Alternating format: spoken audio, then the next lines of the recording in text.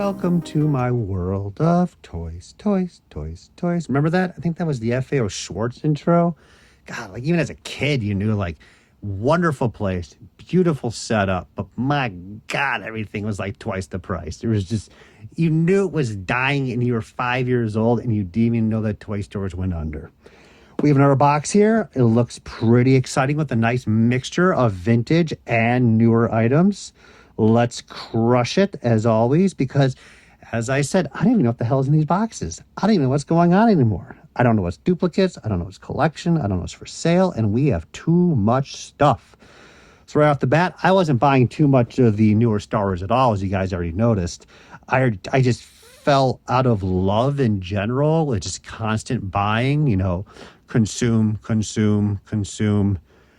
But I'd pick up stuff like this on discount for $7.48, or I think it was probably a bit lower than that. And I was like, you know what? That looks like an interesting two-pack. I like the artwork Hasbro did with these two-packs around Rogue One.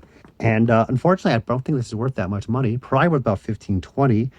And at this point, as I said, like, you got to cut ties. You got to put your foot down. Star Wars is a huge franchise. And if you just keep going at it, headstrong and just buying everything mindlessly, my gosh, like you're gonna be worse off than I am. And trust me, you don't want to be there. But they are still lovely toys. The posability is lacking, of course, because at this point Hasbro's like, we gotta make more money, cut the losses. Or at least they didn't cut back on the artwork, and that's nice. That's what makes the whole package pop. I do like that, but it's gotta go. Star Wars is too big of a line. I just keep it up to a certain point, as I said, and then cut it. We're done. Get a little bit here and there if I like it. Don't be a completionist. Just enjoy it for what it is. You don't have to own it in order to appreciate it. Okay, so here we are with Lord of the Rings. So yeah, I'm not joking with you people. This is a Return of the King, Legolas. That Post-it note is not a symbol. It is a $1. This was at a Comic-Con for sale for $1. The guy actually took the Post-it note out, put the mark on it, and slapped it on there for $1. And that's how the discounts were at Comic-Cons at the time. It wasn't that, cheap. But they were blow stuff out at those shows. My gosh. So $1. And the sad part is this was $7.89 retail, and it's probably only worth about $8 right now. Because, as I've mentioned many times before, if you've been watching, Lord of the Rings is a dead toy line. Toy Biz, they had a passion for the movies and made a glorious toy line. You could not have made a better toy line at that time frame in the late 90s and early 2000s. They're absolutely the best of the best.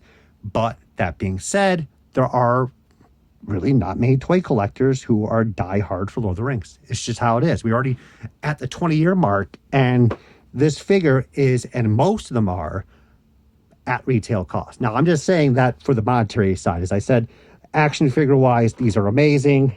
I like the slender bubbles because the fat, round ring bubbles, they take up so much space. But at this point, same thing. Do I need this? Do I really need it? I can get them back anytime I want. And a loose collection would be fantastic to have. So at this point, adios, muchachos. C'est la vie. C'est la vie. And this is Eowyn. Eowyn. That's a lot of vowels in that name.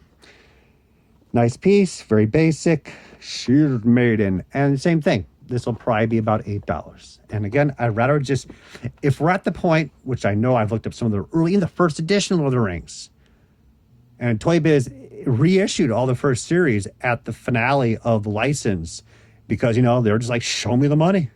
Give me more money. And even the first series runs about $10, $12 each card. So I might just pop all these and call it a day because I really don't want to. I have this like terrible feeling within me when I open up these vintage toys. And then we have Computer Warriors. I dream of computer. So as a kid, I got one of these because I couldn't afford much. I was one of those kids who can get the lowest tier action figures carded.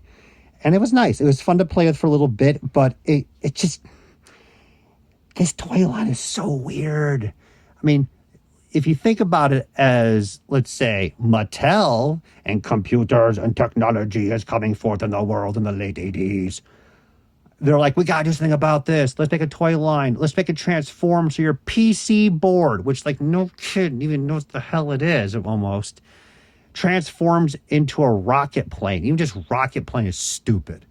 Not even a spaceship, vehicle, attack vehicle. No, rocket plane. And then it turns not like a transformer from a robot into a vehicle. It turns from a PC board that does nothing. You can clip in your pocket possibly. The figure rotates around and becomes part of the circuit board. Oh, gosh. Like all the board meeting people are like clapping their hands like, yes, this is the dream. This is the future. And no, even as a kid, when I opened it and played with it for a little bit, all I cared about was the action figure, like everybody else. The play sets were more in tune. And I know I'm ripping on this line to an extent. This is the cheaper aspect. And they had many more other vehicles, as you can see, and play sets that were much more intense and better and more fun to play with. I agree. But as the kid who didn't have enough money, this was not cutting it for me. But the toys are great. I do love the miniature action figures. So I'm very happy I have these packages, and they're in pretty nice shape. I think we're going to find probably another set of 4 of these carded that I got at Evans, that wonderful place in Sheboygan, Wisconsin, with the magic marker of $1 each. I probably had like 20 or 30 of these. I paid $1 pop each there, and I sold them for $10 each back in the day because that was good money. So we got 1, 2, 3, and 4. Excellent. So we have all 4 here from the Toy Liquidators, which I get the word liquidator, what it means, but it kind of has, like you're killing someone. Let's just put it that way. So I'm pretty happy to have these. Probably run about $50 each now, which is crazy, but I get it. These, they turned up a while back, but nobody's popping case fresh finds of those like they used to. Ooh, Lord, we have Supergirl, which, please, look at this box. Look at her. Look how gorgeous the colors are. Everything's just popping there. I literally did pay $5 for that. All there, all 36 packs, 24 packs, 36 packs. Oh, yeah. And wow, it just looks great. And the movie is, well, it is as they say, it is truly terrible. It has its moments, but it just, save yourself. Don't ever watch it. My dying breath will be on my deathbed, would just be literally, don't watch Supergirl, the movie. $5. I see the thing with trading cards like this, they're still popping out cases of these. People aren't dying for certain boxes. I think this is one of them. So if I go online, I would not be surprised this is worth $30 and that's it. And as lovely as it is, she's got to get a new home. You know, and at this point too, like toys packaged, sealed, opened. I love them. But when it comes to trading cards, and I do get it, don't get me wrong, I'd rather have the loose set to look through.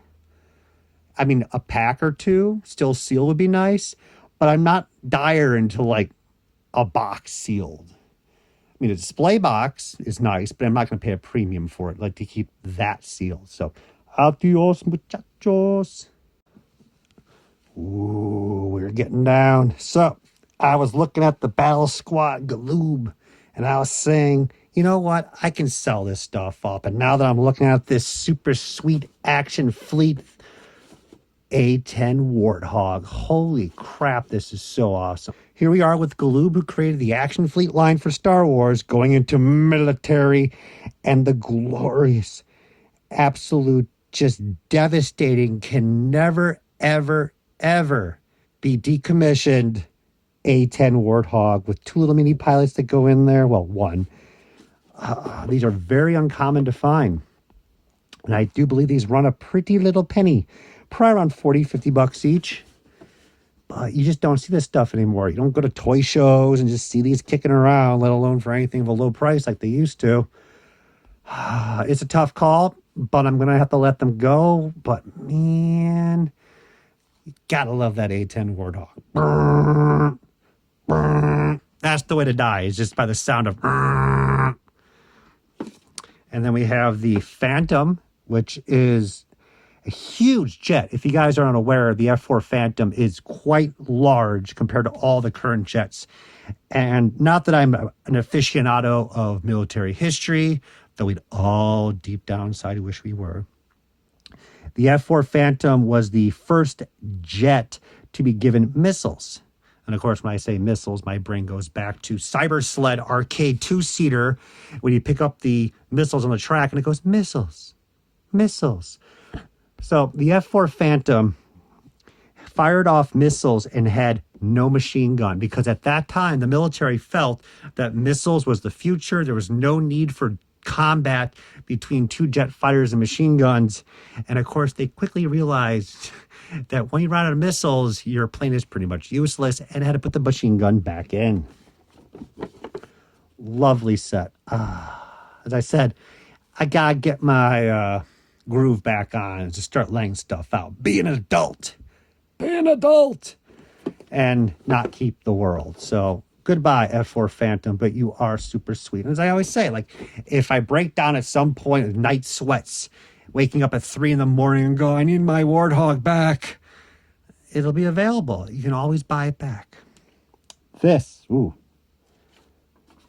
We have a leaflet. We have a new return policy of 2006. God, was that when the Titanic went under? I mean, that's a long time ago. We will not be able to accommodate a request for refund of exchanges without a dated sales or gift receipt as of Monday, June 12, 2006. I don't know why the Eastern European accent kicks in when you want to read Toys R Us news policies. Yeah, they were not doing well at that time. A lot of abuse.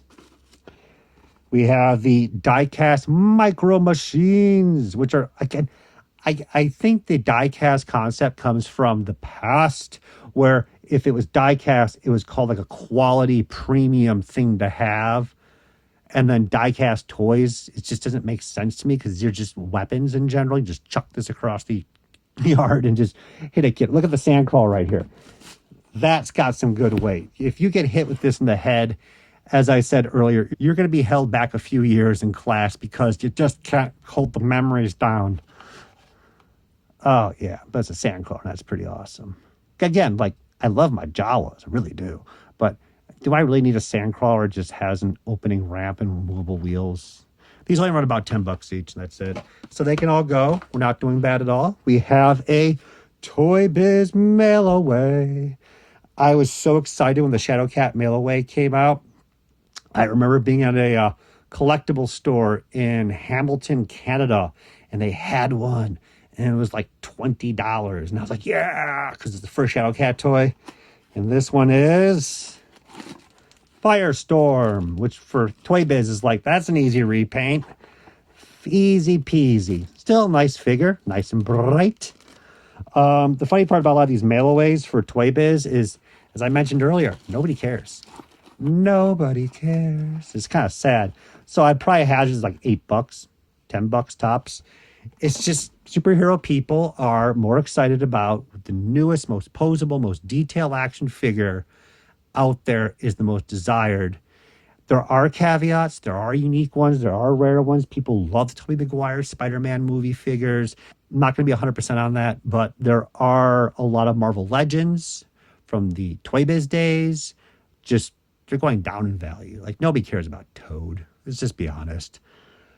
But that's just how it is, guys. And now we're off to these pretty, pretty babies. Yes. Galoob Micro Machines transforming playset heads of the Dominator, Aliens, and Predator.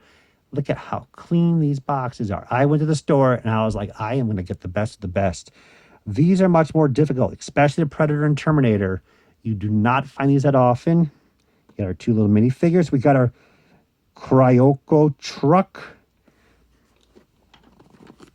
And the play set, I would just say, is not the most, well, greatest looking play set, but still is pretty cool. I'll give you that. But I'm just to get these things are very hard to get now. I'd probably say $100 just for that. And I get the idea of transforming heads. the Mighty Max was in now, so they had to compete with that. They were already doing micro toys, so it all made sense. And they were pretty successful. They did very well with them. But, oh no. They're all yellowed on one side because I stored them properly in the window. I knew I had a cardboard piece blocking the window, so I'm going to guess, yep. So here's the Predator. Predator. We got Dutch. We got the Gorilla Truck. And we have a very basic play set. It's hard to incorporate a play action feature, like the little branches that come down here, and then have a nice display setup all merged in there. But now I'm getting a little sad because I don't like yellowed boxes, but at this point, I can't afford to go out and just go buy new ones. And of course, this one got damaged the most because it was facing the front, which, again, I'm not happy about it because this is like case fresh, but also it's the most common. So I'm not going to cry too hard, but I really am actually after this camera's off. I remember when a former Galoob employee was actually selling the hand-painted hard copies from photography for all three of these heads. And at least I was smart enough to pick them up for $100 each back in the day. And that wraps up this. And Kohl's, thank you for all the cheap toys. A little bit depressed now about that yellowing of the package. And I'm going to look them up right now and see how much they're going for. But man, it's not taking care of your things. And if you're not taking care of your things because you have too many of them, these are the things that happen. You lose control.